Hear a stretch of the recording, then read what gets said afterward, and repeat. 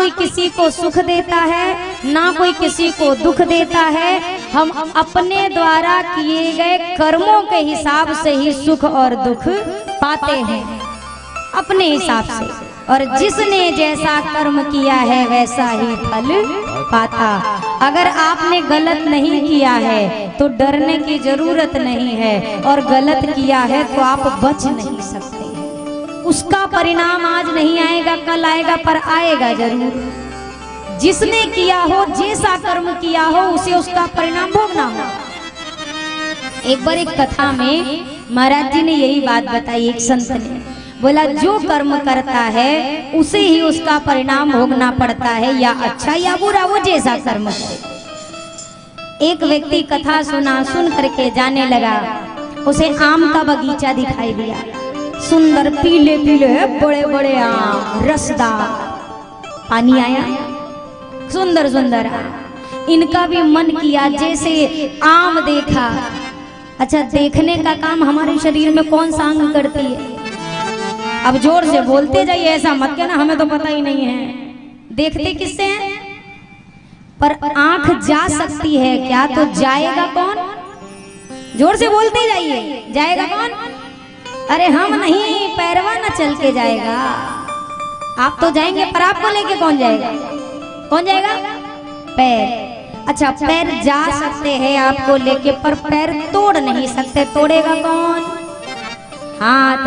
हाथ तोड़ सकते हैं पर खा नहीं सकते, तो उसका स्वाद कौन लेगा? जीभ। अच्छा, ये जो जीभ है ये चख सकती है पर रख नहीं सकती, तो रखेगा कौन? पेट। सिस्टम बनाना।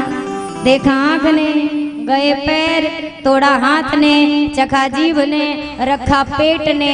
अभी आम का स्वाद ले ही रहे थे कि बगीचा का मालिक आया, मोटा वाला सोंटा लिए, और पीठ पे दो जमा के दिया बढ़िया से।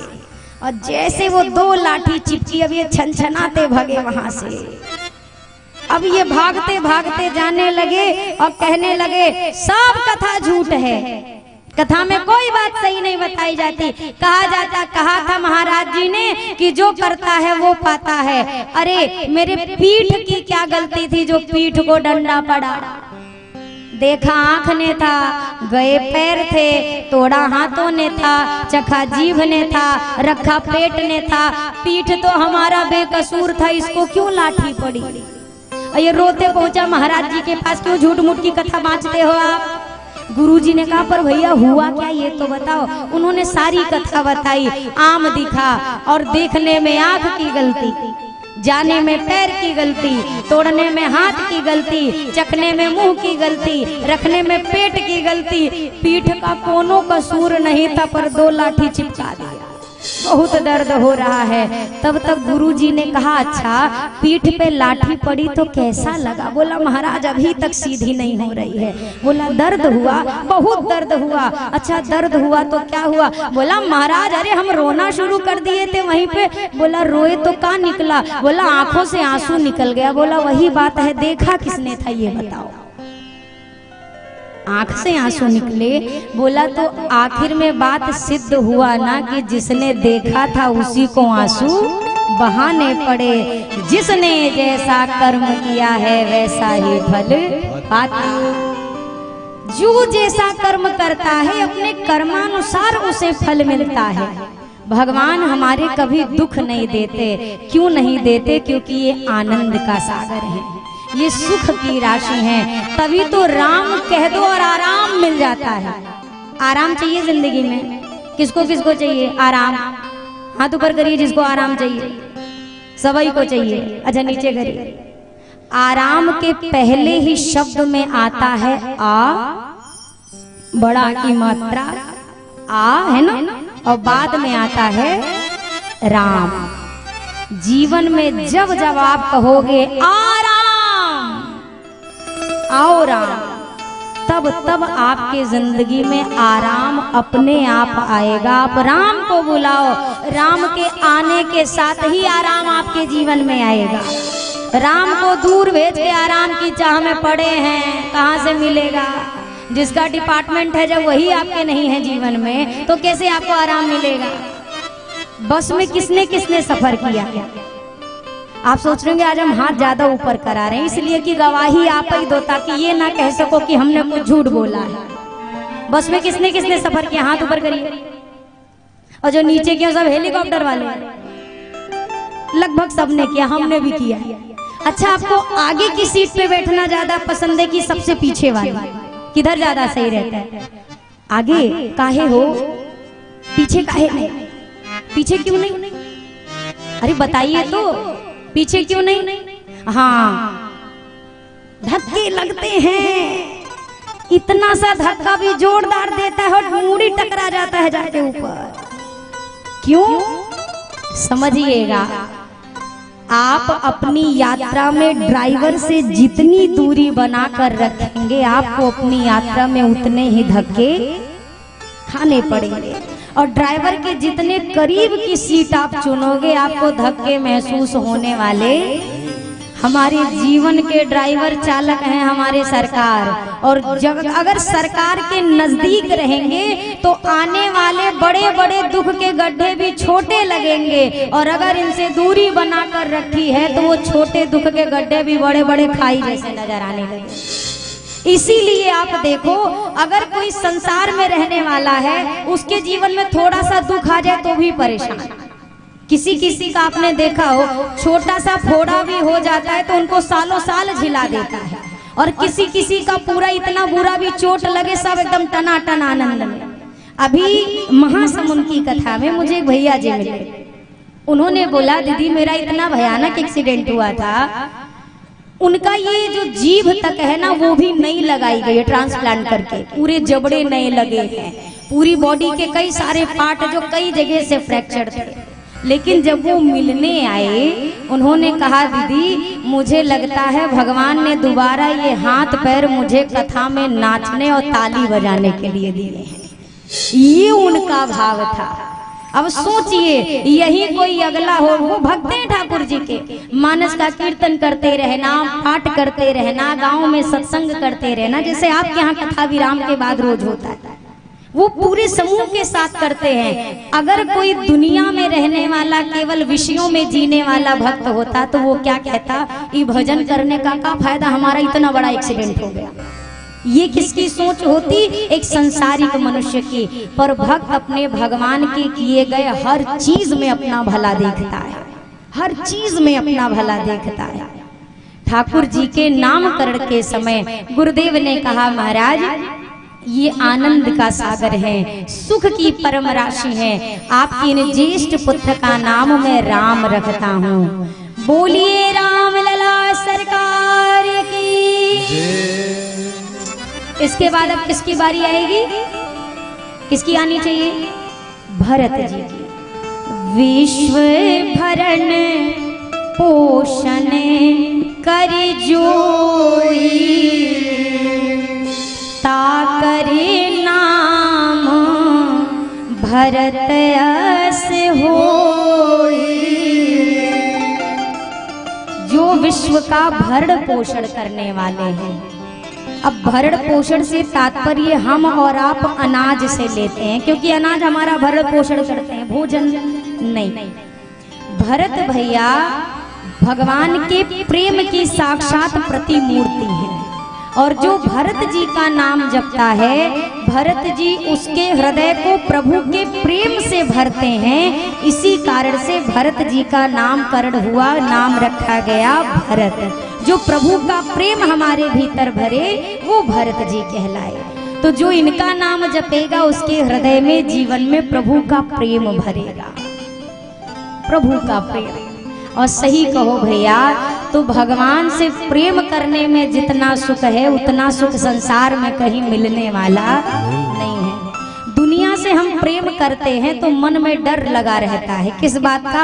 आज तो ये प्रेम कर रहे हैं, कहीं ऐसा ना हो कि कल प्रेम करना छोड़ दें, मन में भय रहता है। पर अगर भगवान से प्रेम पक्का हो गया तो फिर समझ जाइए जीवन में कभी कोई चिंता बाकी रहने वाली नहीं है, कभी नहीं है। भैया भरत के नामकरण के उपरांत अब किसकी बारी आनी चाहिए नामकरण में? बोलिए कौन बाकी है? लक्ष्मण जी और शत्रुघ्न जी। क्रम के हिसाब से लक्ष्मण जी की बारी आनी चाहिए थे, पर शत्रुघ्न भैया का नामकरण पहले हुआ। जाके सुमिरन तेरी पुनाशा, नाम शत्रुघ्न वेद प्रकाश। जिनका नाम स्मरण करने से शत्रुओं का मर्दन होगा। आपसे प्रश्न पूछूं कि घर के बाहर रहने वाले शत्रु ज्यादा खतरनाक हैं आपके लिए कि घर के भीतर रहने वाले? अब जब तक सब नहीं बोलेंगे हम भी नहीं बोलेंगे। भीतर वाले ना, क्यों? बाहर वाले तो कब मिले कब ना मिले कोई भरोसा नहीं है, और भीतर वाला शत्रु 24 घंटे आपके साथ रहेगा, कब वार करके हलाल कर दे पता नहीं चलेगा। शत्रुघ्न भैया शत्रुओं का मर्दन करते हैं। अब आप कहेंगे शत्रुघ्न भैया ने पूरी राम कथा में कभी एक अस्त्र तक नहीं उठाया है, तो ये किसका मर्दन करते हैं? हमारे आपके भीतर जो शत्रु बैठे हैं, काम, क्रोध, मोह, मद, मत्सर, लोभ, ये जो शत्रु हैं, शत्रुघ्न भैया का नाम स्मरण करने से इन भीतर रहने वाले शत्रुओं का मर्दन होता है, इसीलिए इनका नाम पड़ा है शत्रुघ्न। जो भीतर के शत्रु का मर्दन करे वो शत्रुघ्न कहलाए। और सत्य कहे, भीतर बैठने वाले ये शत्रु बड़े खतरनाक हैं। अच्छा, एक बात आपसे मैं पूछूं, क्या ये जो विकार हैं, ये शत्रु हैं, हमारे प्रयास से खत्म हो सकते हैं क्या? काम, क्रोध, लोभ, मोह, क्या ये समाप्त हो सकते हैं क्या? हम अगर चाहें हमारे प्रयास से हो जाएंगे? नहीं हो सकते हैं। ये कैसे समाप्त होंगे? ये इनकी कृपा से समाप्त हो सकते हैं। आपसे मैं कहूं, मैं कभी कथा में नहीं कहती हूं कि भैया सब छोड़ दो। पहले दिन से आज चौथा दिन है, क्या मैंने आपसे कभी कहा दुनिया छोड़ दो, धन छोड़ दो, परिवार छोड़ दो? अरे पहले छोड़ने वाले का छूटे तब ना छोड़ने वाले को कहने का अधिकार है कि छोड़ दो। अगर छोड़ने वाले का नहीं छूटा है तो आपको कौन सा अधिकार है कि कह दो छोड़ दो? और सबसे बड़ी बात, अपने छोड़ने से कुछ छूटने उठने वाला, आप छोड़ने की कोशिश करिए। जिस चीज को आप छोड़ने की कोशिश करेंगे वो चीज भूत की तरह आपसे और चिपक जाएगी। ऐसे आप भले दिन में एक बार चाय पियो, एक बार, और आप मन में सोच लो कल से चाय नहीं पीनी है। अब आप देखो चाय अपनी क्या लीला दिखाता है। दिन भर में जो एक बार पीता है ना, अब चाय आंख खुलने से पहले आपको खो देगी भीतर से, आज चाय छोड़नी है, आज भर पी लो, कल से छोड़ देना।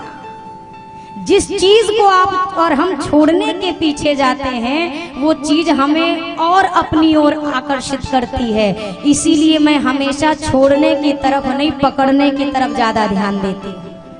छूट नहीं सकता है, पकड़ना थोड़ा आसान है, तो पकड़ने पर लग जाइए, और जिस दिन ये पकड़ में आ गई ये अपने आप सबको छुड़वा देंगे, अपने आप। अच्छा, आपके यहाँ पीतल ज्यादा महंगा है कि तांबा? क्या महंगा है ज्यादा? पीतल महंगा है, तांबा सस्ता है। मान लीजिए आप कथा से निकले और आपको तांबे की इतनी बड़ी गगरी मिले, इतनी बड़ी, अब वो एक बार में एक ही ना उठा पाएंगे। एक इतनी बड़ी आपको मिली, उठाएंगे कि छोड़ देंगे? अगल बगल कोई नहीं है, उठाएंगे कि छोड़ देंगे? ईमानदारी से बताइए, उठाएंगे ना। अच्छा, अब आप अभी ऐसे ऐसे लिए जा ही रहे हैं अपनी वो पीतल वाली गगरी, थोड़ा आगे चल के आपको बढ़िया, अच्छा मैं तांबा बोल रही थी क्या पहले? हाँ, तो तांबा वाली गगरी, थोड़ा आगे गए आपको फिर पीतल वाली गगरी मिल गई।